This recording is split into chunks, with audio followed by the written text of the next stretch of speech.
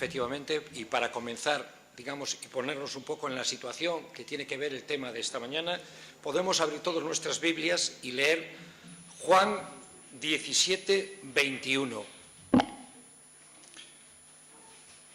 Jesús nos dice que todos sean uno, como tú, Padre, en mí y yo en ti, que también ellos sean uno en nosotros, para que el mundo crea que tú me enviaste.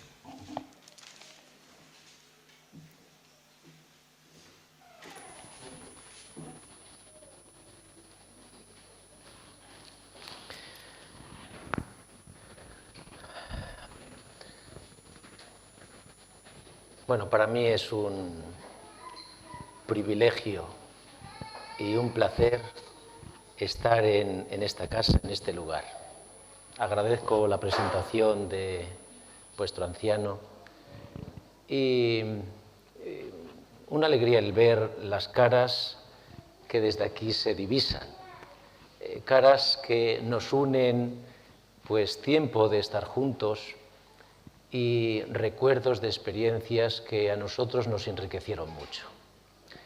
¿Cuánto aprendimos aquí? Así que yo doy gracias a Dios por la paciencia que tuvisteis, porque los pastores somos los primeros aprendices. Y nos sentimos dichosos porque nosotros somos el resultado de todo un bagaje de los lugares por donde pasamos. Así que lo que soy, pues en gran medida os lo debo a vosotros. Y siempre estaré agradecido a, repito, esa paciencia, ese tacto que tuvisteis mientras estuvimos a vuestro lado, que nos permitió aprender muchas cosas y desarrollar muchas cosas. No me quiero olvidar, porque mi mujer me lo dejó muy encargado, da un saludo y un abrazo cariñoso a todos los hermanos de la Iglesia de Vigo, los viejos y los que sean nuevos, que no tenemos la dicha de conocerlos, pero que sin duda serán unas hermosas personas. Así que os transmito el abrazo, el beso y los saludos de Esther y también de los niños, Isaac y Samuel. Sabéis que aumentó la familia, así que ella, en fin, pues también, ¿no? Porque digo, bueno, ¿también me llevo tus abrazos? Sí, también, de toda la familia. Reunirse en este lugar siempre debe llenarnos de agradecimiento. Porque cuando venimos a esta sala que nosotros dedicamos a algo tan bonito como es la alabanza, el reconocimiento a nuestro Dios, en realidad eso es una riqueza que a veces nosotros no sabemos medir. Pero yo siempre soy un convencido. Lo que enriquece a la Iglesia no es el sermón del predicador.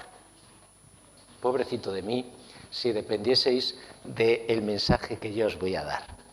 Lo bonito es que la presencia de Dios es capaz de hacer que el mensaje que en esta ocasión, pues lo doy yo, pueda ser de utilidad para todos vosotros, incluido para mí.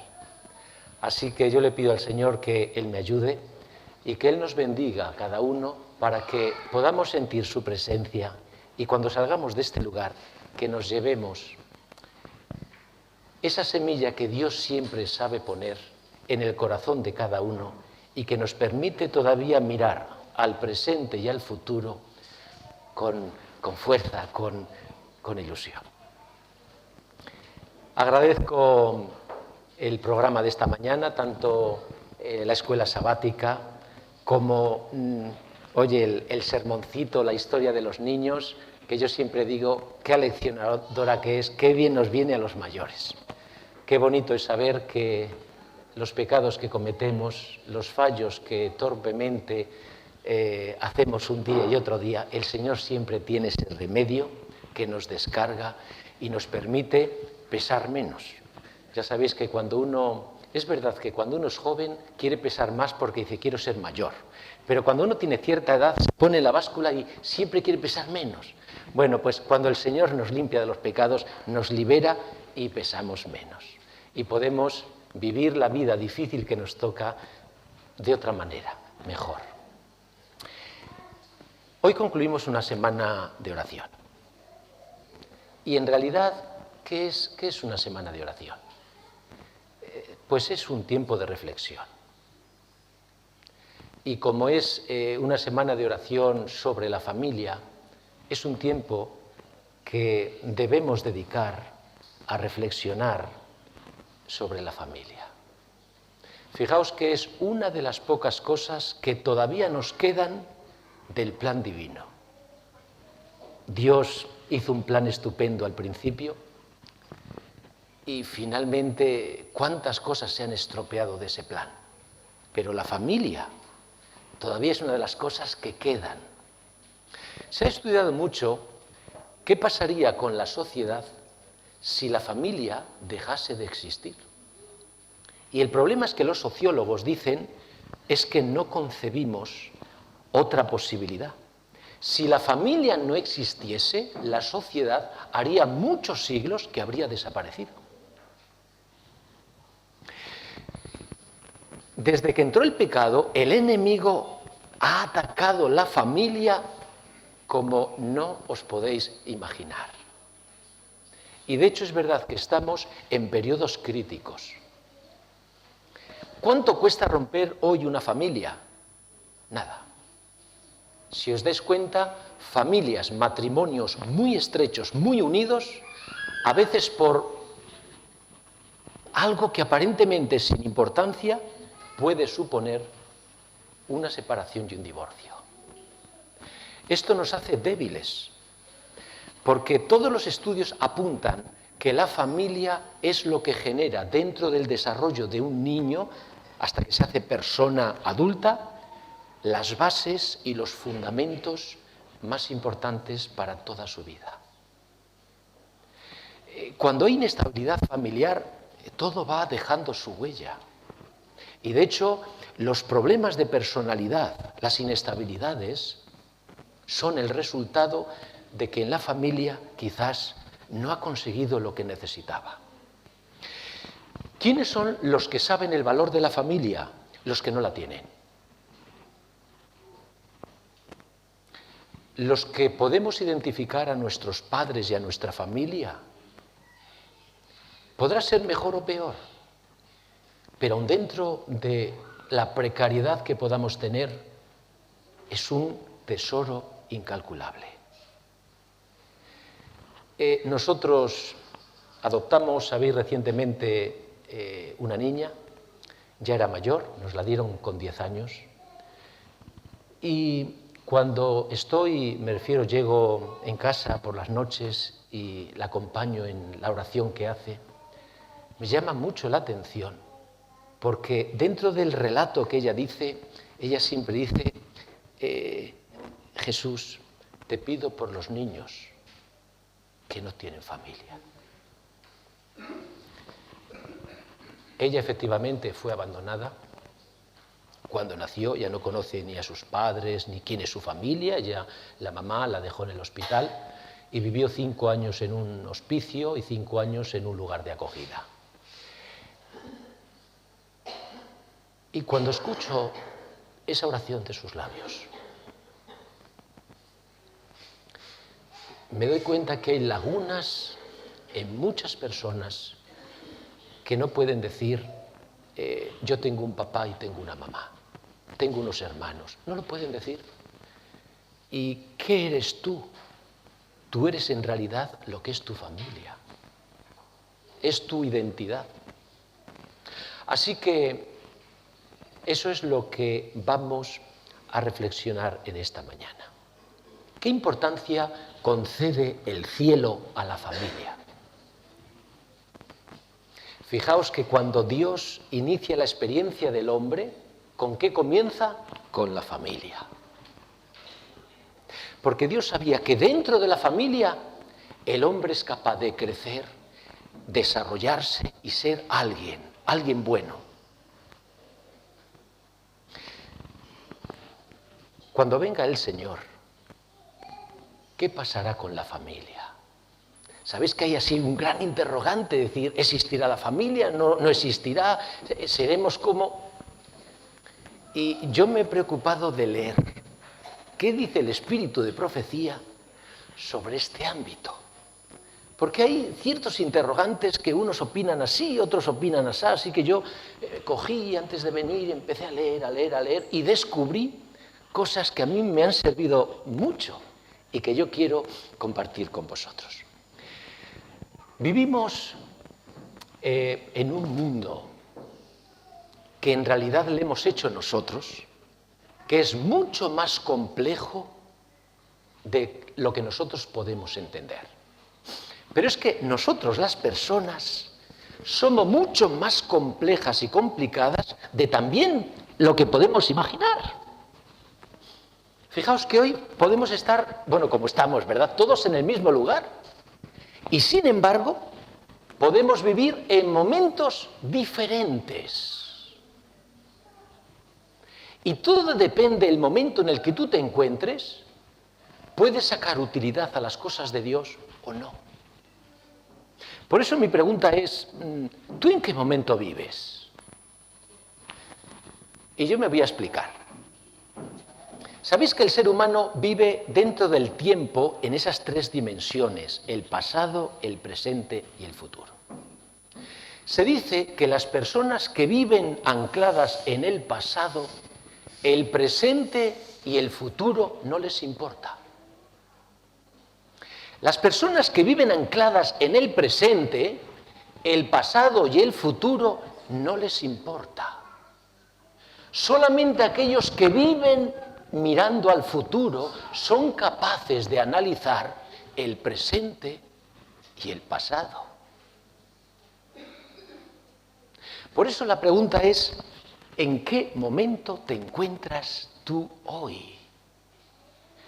Porque si estás en el pasado, yo entiendo que el tema de hoy no te va a interesar. Si vives en el presente, poco.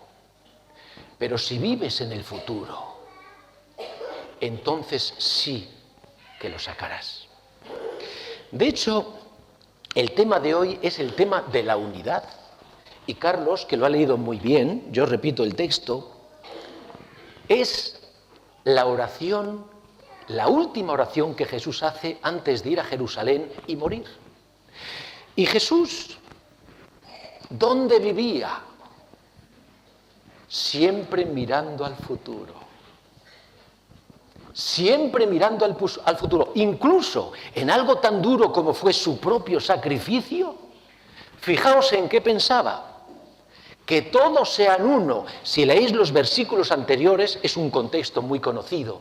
Dice, Padre, que todos los que creerán por el testimonio de estos que me has dado, que sean uno, como tú, oh Padre, en mí y yo en ti, que también ellos sean uno en nosotros, para que el mundo crea que tú me has enviado.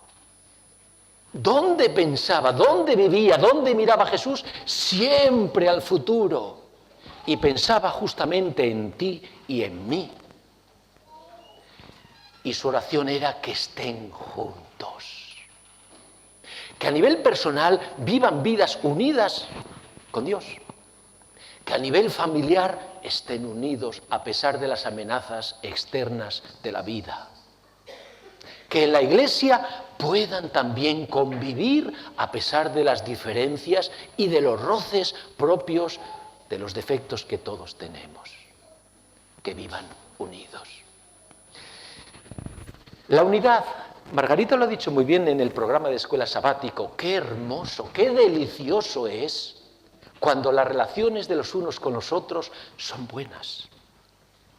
Dios se puede mover, Dios se puede mover y puede actuar con toda la libertad. Cuando por las circunstancias que sean, cerramos la ventana, cerramos la puerta y nos aislamos y empezamos a friccionarnos con los demás, el problema es que Dios no se puede mover. Y perdemos la riqueza de la presencia divina en nuestras relaciones de los unos con los otros. A mí me encanta porque Dios, que en cierta forma no vive inmerso en el tiempo, sino en la eternidad, Dios solamente tiene presente, sin embargo, por nosotros se adentra dentro del tiempo. Y a mí me encanta esa declaración que dice, cuando tú vienes a la iglesia delante de su presencia y Él te mira, ¿cómo te ve? No como eres ahora, sino como tú llegarás a ser por su gracia cuando estés en el reino de los cielos. ¿Tú te das cuenta que Dios, aunque esté en el momento presente, su mirada es también en el futuro? La hermana White da un consejo muy interesante. Ella llega a decir, se dirige a los creyentes y dice, necesitamos contemplar el futuro para dos cosas. Aprender a interpretar el presente y saber actuar en el presente. Esta es una declaración muy interesante porque cuando dejamos de mirar al futuro, el presente se nubla y empezamos a ver cosas que no coinciden con la realidad. Y lo que nosotros decidimos hacer no suele ser acertado y está tachado de muchas equivocaciones. Por eso, qué interesante el consejo del Espíritu Profecía. Necesitamos contemplar el futuro. Porque solamente mirando desde el futuro hacia el presente seremos capaces de ver lo que hay que ver. Cuando ella habla de necesitamos mirar al futuro, en el fondo, ¿a qué se está refiriendo? ¿Al futuro de decir de aquí a un año? ¿Qué pasará con mi vida? ¿Qué pasará con mi familia? No, ella se refiere justamente al futuro cuando el Señor venga por nosotros, que es cuando va a cambiar todo. Y cuando el Señor venga, ¿qué va a ocurrir? Nosotros lo tenemos muy aprendido como iglesia.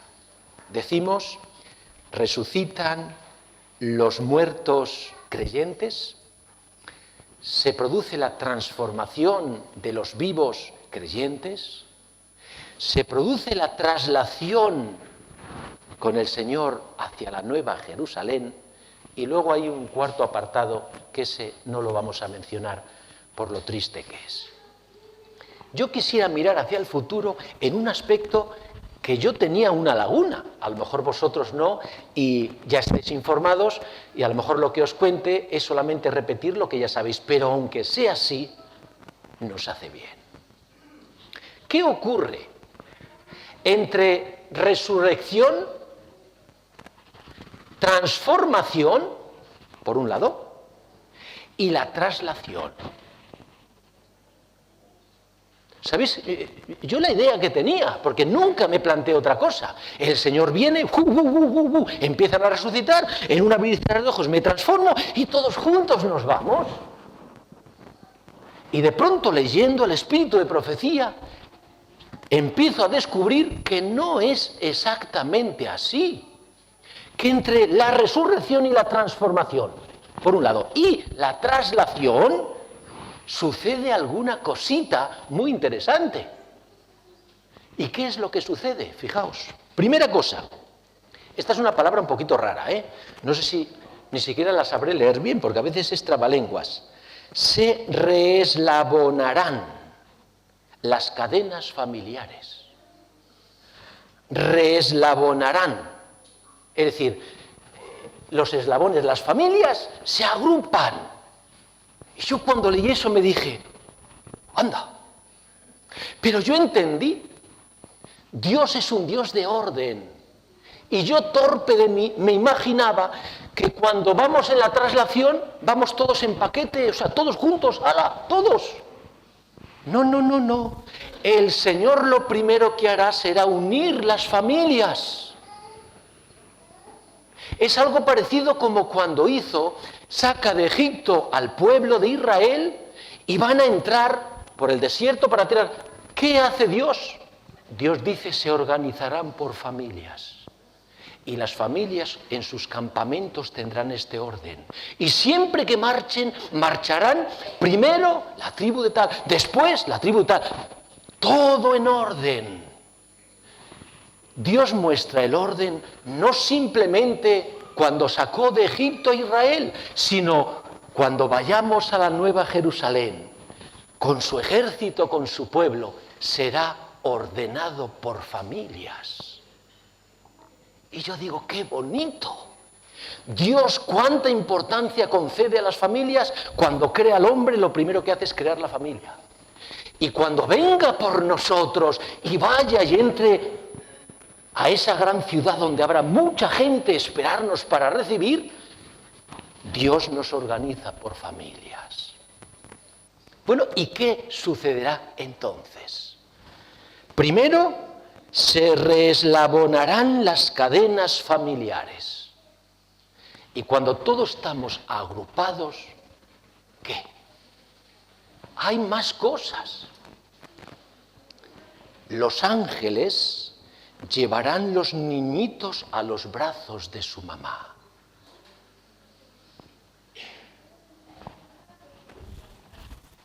Es cierto que el matrimonio que no haya perdido a niños pequeños, pues quizás esta experiencia pues no tenga así mucho valor. Pero los padres que hayan perdido a sus bebés, qué significativo será que todas las familias bien organizadas, cada uno en su sitio según las líneas. Es verdad que todo confluirá porque todos venimos de una misma sangre en Adán y Eva, pero las cadenas se irán poniendo por orden y de pronto los ángeles irán depositando en los brazos de sus madres a sus bebés que murieron. El cielo refuerza la unidad familiar. Pero, ¿qué más sucede? Porque todavía sucede más. Dios hará una pregunta a los padres. ¿Dónde están vuestros hijos? Todos sabemos que Dios preguntará ¿dónde están tus hijos? Pero ¿lo habíais ubicado el momento cuando lo hará? Será este. Y yo cuando leía esto, yo decía, Señor, pues no me parece como muy... Porque esta pregunta pareciera que es una recriminación. Y yo no creo que ese momento de gozo y de alegría Dios tenga que poner ahí como un pincho, ¿no? ¿Dónde están vuestros hijos?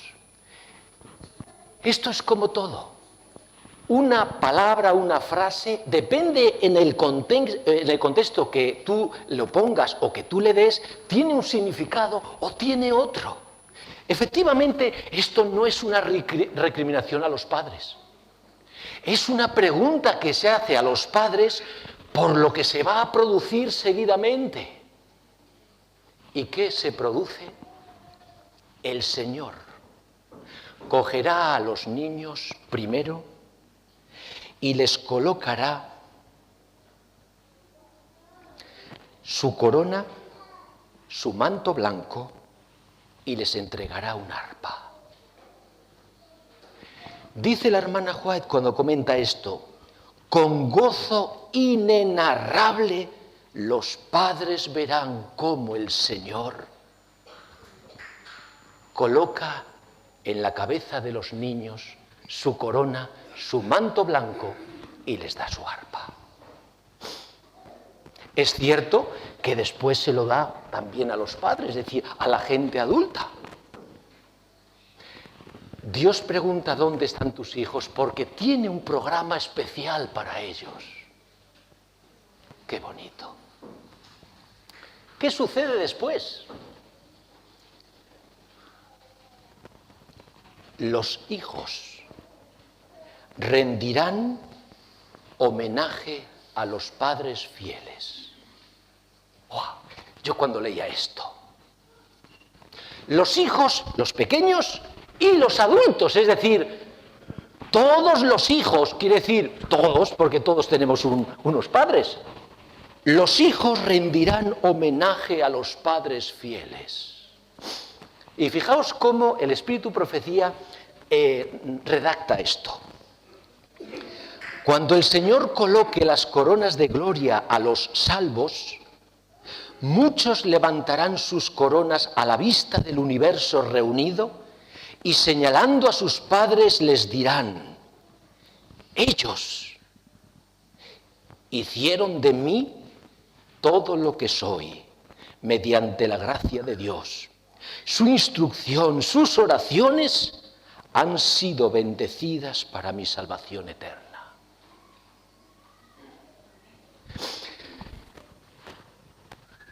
Estar en ese momento y ver cómo los hijos se vuelven hacia los padres para decir: gracias por tus sacrificios, por tu paciencia, por tu ejemplo, por tus lecciones, por tus oraciones, porque gracias a ellas yo estoy aquí.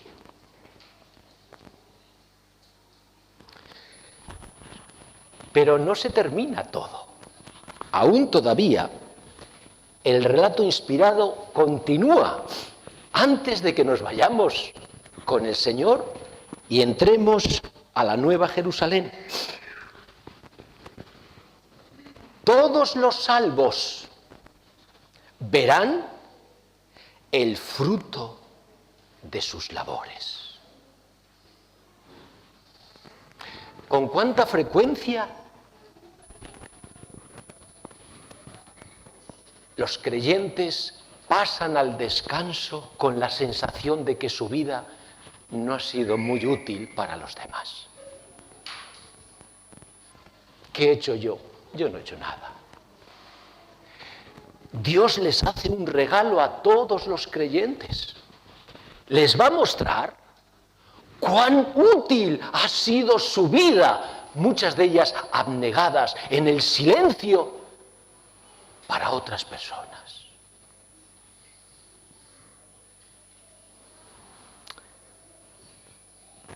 No me extraña que Elena de White termine diciendo: hermanos, merece la pena estar allí. Y ella hace una aclaración más. Después de haber producido esto, nos vamos a la Nueva Jerusalén. Todos organizados en nuestras familias, habiendo visto lo que necesitamos como personas para encontrar la satisfacción. Y de pronto estamos frente a las puertas de la Nueva Jerusalén y las puertas se abren. Allí nos espera todo el universo. Y si me preguntáis, ¿pero qué quieres decir con todo el universo? No lo sé. Pero allí estarán los habitantes de otros mundos que quieren observar el tesoro de aquel cordero inmolado. Y cuando se abren las puertas, antes de entrar por las puertas, Jesús nos presenta a todos. ¿Y cómo nos presenta? Porque ella hace una declaración también muy interesante que dice: no como culpables, no como rebeldes, no como malhechores, que eso es lo que somos, sino como hijos. Y ahí es donde se aplican esas frases esa frase que conocemos muy bien, que dice: venid benditos de mi Padre, heredad el reino preparado para vosotros desde la fundación del mundo. Y entraremos. Yo no sé si habrá aplausos, yo no sé si habrá gestos de reconocimiento frente a aquellos que no han vivido lo que nosotros hemos tenido que vivir. Pero en todo caso, es un espectáculo que cuando la hermana White lo redacta, dice: merece la pena estar allí. Y es cierto que cuando uno se pone a observar todo eso y ahora viene al presente, uno está preparado para evaluar las cosas del hoy de otra manera muy diferente a cuando no miramos desde la perspectiva del futuro. Y la hermana White también nos aconseja sobre eso. Y ella hace algunas preguntas para que podamos considerar.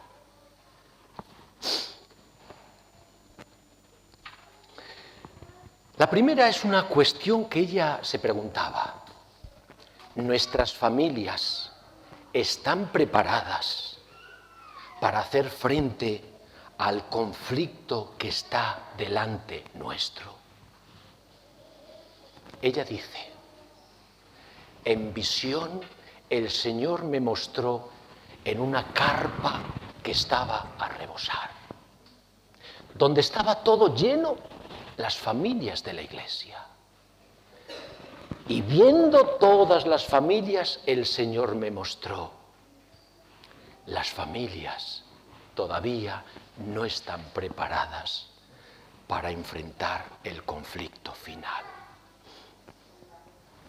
Y ella menciona qué habrá en el conflicto final. Y fijaos porque hay cosas muy interesantes. Primero, el final estará lleno de sorpresas abrumadoras. Interesante. ¿Sabes que normalmente en un contexto una sorpresa es algo positivo? Tengo una sorpresa para ti, en que piensas en un regalo, en algo bonito. La hermana White no se refiere a ese tipo de sorpresas, no. El tiempo del fin estará lleno de sorpresas abrumadoras, es decir, cosas inesperadas que no son de tu agrado, te sorprenderán. ¿Sabéis que una cosa es enfrentar algo que tú has tenido tiempo de meditar o consensuar? Pero cuando uno se encuentra frente a algo que no esperaba, a veces eso mina nuestra fe. A veces nos desestabiliza tanto que hasta pensamos en dejar la iglesia, los hermanos y hasta Dios mismo. ¿Cuántos hermanos han abandonado la iglesia porque se han enfrentado a algo que no esperaban? Ella matiza un poquito este punto y dice, la confusión llenará el mundo y pronto le sobrecogerá en un gran temor. El fin se acerca. Así que la preparación consiste en saber enfrentar las sorpresas que no son de nuestro agrado. Otro punto que ella señala, necesario para prepararnos para que dentro de las familias, dentro de la Iglesia, pueda haber unidad.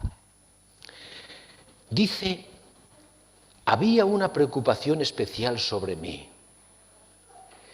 señalar a nuestro pueblo la necesidad de buscar a Dios.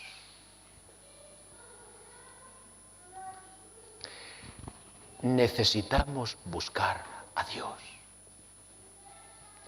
Cuando pases por un problema, algo que te causa dolor, daño, no gastes el tiempo en quejarte. Busca a Dios, porque Él te ayudará a ver y a comprender y a saber qué tienes que hacer. Tercero, nuestros jóvenes, dice nuestros jóvenes porque esto lo saqué del libro de Mensaje para los Jóvenes, pero se refiere a toda la Iglesia. Todos, aquí dice jóvenes, pero todos necesitamos descubrir una religión buena y santificadora más que cualquier cosa. A mí me gustó esta declaración. No es suficiente con tener religión. Necesitamos descubrir una religión buena, equilibrada, bien enfocada. Y es la mayor necesidad de la Iglesia.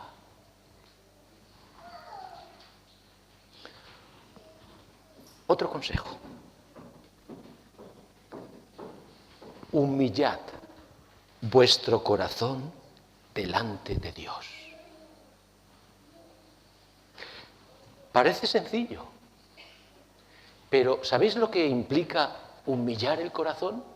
No cuando estés tranquilo, ay Señor, yo me humillo. No. Cuando el corazón desee rebelarse contra, humíllate y no permitas que tu corazón se salga con la suya. Humilla, doblega tu corazón para que descubras qué es lo que Dios quiere para ti y no hagas caso de lo que el corazón te pide que hagas. Quinto consejo.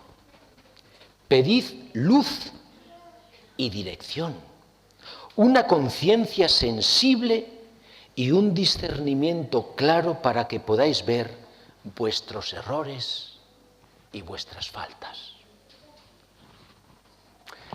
Si cada uno fuese capaz de ver sus errores y sus faltas, no habría problemas en ningún sitio.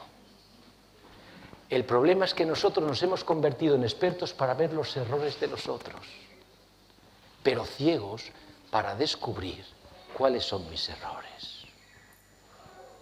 Y no hay cosa peor para un creyente que tenga una supersensibilidad y un discernimiento para decir, este ha pecado, este se ha equivocado, esto está muy mal, esto está muy mal. Y sin embargo, cuando alguien le señala, y tú, que se mire y diga, yo lo hago todo bien.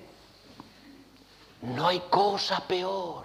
Por eso la hermana White dice, pedidle a Dios que os dé luz y discernimiento para que podáis descubrir cuáles son vuestros errores. Sexto consejo. Preparad vuestro corazón para que ejerza dominio propio y abnegación. Vaya consejo. Dominar las pasiones. Cuando el corazón se pone así caliente, que haya una mano que diga, quédate quieto, tranquilo. Séptimo consejo. Los motivos de la vida deben estar en armonía con la ley divina. ¿Qué son los motivos de la vida? ¿Cuáles son tus planes? ¿Cuáles son tus aspiraciones? ¿Cuál es tu diario vivir? Dios dice, por favor, que esté dentro del plan divino, porque tu cuerpo te pedirá otra cosa diferente. Que actúes de acuerdo a la justicia, de que actúes de acuerdo a la lógica, a lo razonable, pero es que Dios con frecuencia te pide cosas que no son ni de justicia, tal y como lo entiende el mundo, ni de lógica, ni de planteamientos razonables. La muerte de Jesús no era ni justa, ni razonable, ni natural. Pero gracias a ella nos dio la victoria a todos. Octavo consejo, solo son 9, este y otro, y yo termino. Proceded como edificadores del carácter. Y a mí esto me encanta. ¿Cuántos libros de psicología se han escrito sobre el carácter? Nosotros sabemos que es lo único que nos vamos a llevar al cielo, pero debemos saber qué es en realidad eso que Dios nos dice que es lo único que nos vamos a llevar. Porque si estamos confusos en esto, el problema es que podemos pulular, podemos dar rodeos y en el fondo no ser certeros. Dios dice, debemos construir, ser constructores de nuestro carácter. El carácter, el espíritu profecía, es maravillosa porque es capaz de sintetizar algo complejo en una cosa comprensible y sencilla. Ella dice, el carácter son 2 cosas, tu forma de pensar y tu forma de sentir. El creyente debe trabajar estos 2 ámbitos. ¿Cómo piensas? ¿Cómo gestionas y ordenas tus pensamientos en circunstancias adversas? Cuando no te tratan bien. Trabájalo. Crea tu edificio del carácter bien hecho, con estabilidad, siendo lo que eres y no dependas de las circunstancias ni de lo que sucede fuera de ti. Y segundo, ¿cómo sientes? Santiago dice, es fácil sentir amor hacia aquellos que te dan amor. Lo bonito es sentir amor frente a aquellos que te odian. Y lo que Dios dice que nos vamos a llevar al cielo es un pensamiento equilibrado, que no depende de las circunstancias, y un sentimiento, una forma de sentir también adecuado. Hay que trabajar sobre eso. Y el último consejo, preparaos para representar ante el mundo el poder y la gracia de Cristo. ¿Quiénes son las manos de Cristo, de Jesús? Eres tú. Le representas bien. Hay que prepararse.